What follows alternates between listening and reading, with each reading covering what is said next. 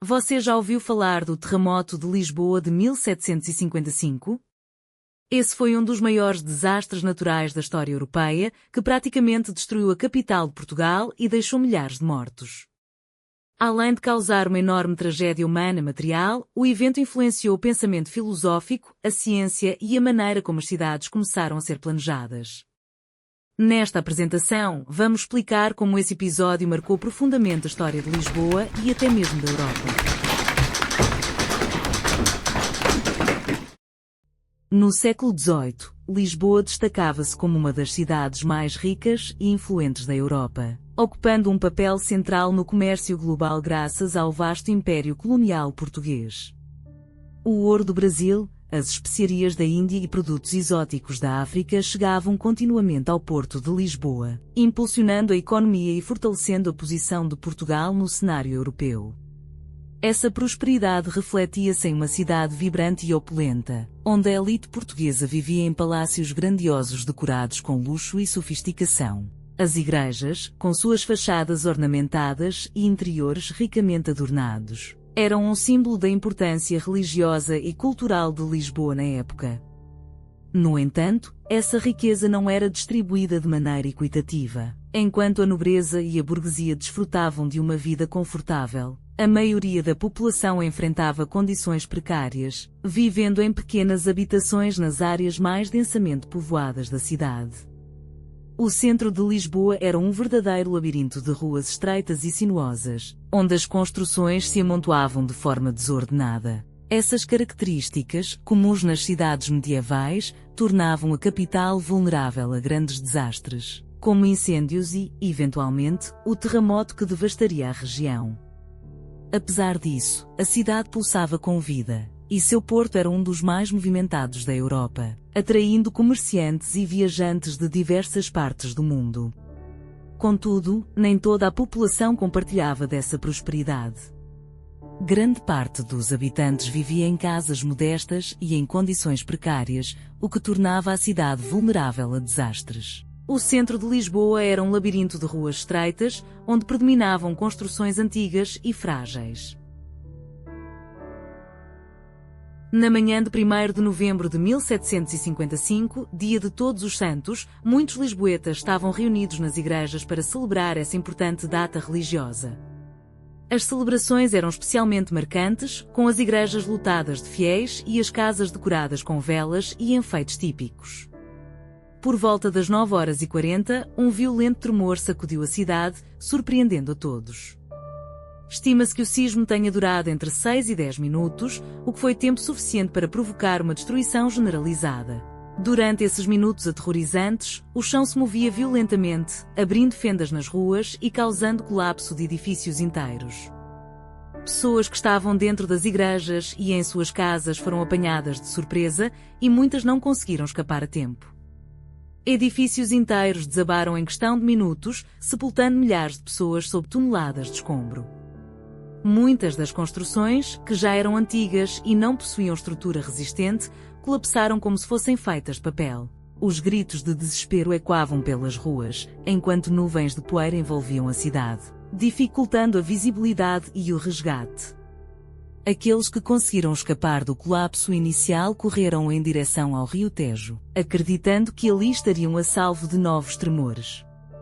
Contudo, minutos após o terremoto, uma nova calamidade surgiu. Um gigantesco tsunami se formou, impulsionado pela movimentação sísmica no Oceano Atlântico. Ondas que ultrapassavam os 10 metros de altura invadiram a região costeira com violência, arrastando tudo em seu caminho: pessoas, embarcações e os destroços das construções destruídas.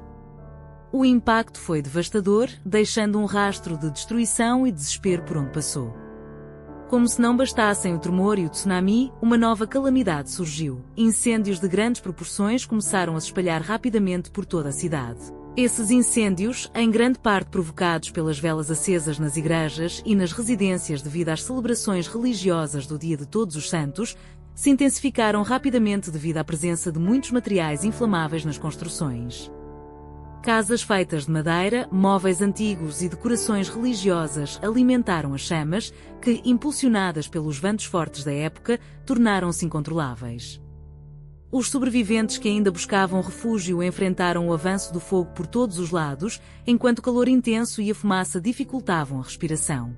Sem uma organização efetiva e sem recursos para combater o incêndio, em poucos dias quase toda a cidade de Lisboa foi consumida pelas chamas. Os incêndios destruíram o que o terremoto e o tsunami haviam poupado, deixando a capital portuguesa em completa ruína. O impacto do terremoto foi devastador.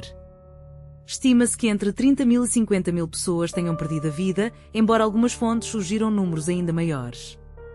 Milhares de sobreviventes ficaram desabrigados, sem acesso a alimentos, água potável ou assistência médica.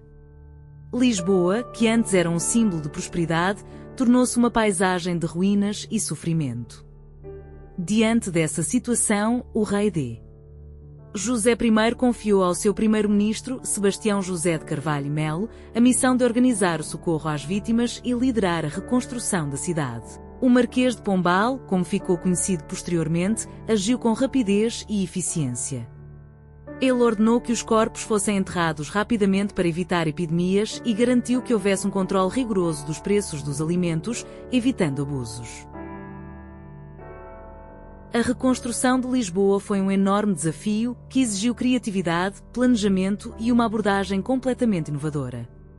Em vez de apenas reconstruir a cidade como ela era antes, o Marquês de Pombal aproveitou a oportunidade para transformá-la em uma metrópole moderna e mais segura. Ele e sua equipe de engenheiros e arquitetos planejaram uma nova Lisboa, com ruas largas e retas para facilitar a circulação de pessoas e mercadorias, praças amplas que funcionariam como espaços públicos de convivência e edifícios planejados para serem mais resistentes a futuros terremotos. Essa nova concepção urbanística foi baseada nos princípios do Iluminismo, que pregavam ordem, funcionalidade e racionalidade. Além disso, o projeto incluiu medidas de segurança avançadas para a época, como o uso de estruturas sismo-resistentes. As ruas largas não apenas reduziam o risco de propagação de incêndios, mas também permitiam uma melhor organização do tráfego e a construção de edifícios simétricos e padronizados, conferindo à cidade um visual harmonioso e moderno. Uma das principais inovações foi a introdução de construções sismo-resistentes. Para isso, engenheiros portugueses realizaram testes com maquetes de madeira, simulando abalos sísmicos para avaliar a estabilidade dos edifícios. O resultado foi a criação da Baixa Pombalina, uma área central de Lisboa que se destaca pela sua arquitetura racional e simétrica. Além disso, a reconstrução incluiu sistemas de esgoto e abastecimento de água mais modernos, o que contribuiu para a melhoria das condições de higiene na cidade. O terremoto de Lisboa não causou impacto apenas em Portugal. Ele chamou a atenção de toda a Europa e desencadeou debates filosóficos, religiosos e científicos. Até então, muitas pessoas acreditavam que desastres naturais eram punições divinas. No entanto, o terremoto de 1755 levou pensadores a questionarem essa visão. Voltaire, por exemplo, criticou duramente a ideia de que tudo acontece por um motivo divino em sua obra Cândido, onde ironiza a filosofia do otimismo proposta por Leibniz. Ele utilizou o terremoto como um exemplo claro de que o mundo é repleto de sofrimento e nem sempre segue uma ordem benevolente. Essa visão desafiava as crenças tradicionais de que Deus agia diretamente no mundo para garantir o bem-estar da humanidade. Já Immanuel Kant, um dos primeiros a buscar uma compreensão racional e científica dos desastres naturais, propôs que os terremotos não eram resultados de punições divinas, mas sim de movimentos subterrâneos causados por reações geológicas. Ele chegou a formular teorias sobre a origem dos abalos sísmicos com base em observações da natureza, contribuindo para o início dos estudos modernos de sismologia. Esse novo modo de pensar influenciou gerações de cientistas e marcou uma mudança importante na relação entre a religião e a ciência na explicação dos fenômenos naturais. Esse evento também impulsionou o estudo dos fenômenos naturais e contribuiu para o desenvolvimento da sismologia, a ciência que estuda os terremotos. Além disso, ele influenciou a forma como as cidades passaram a ser planejadas, com mais atenção à segurança e à prevenção de desastres.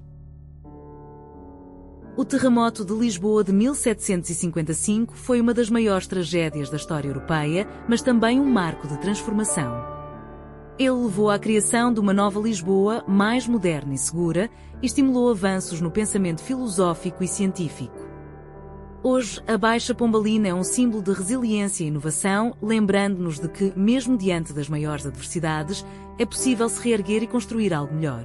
Esperamos que você tenha aprendido algo novo com essa história. Se gostou, não esqueça de curtir o vídeo e se inscrever no canal para mais conteúdos interessantes. Até a próxima!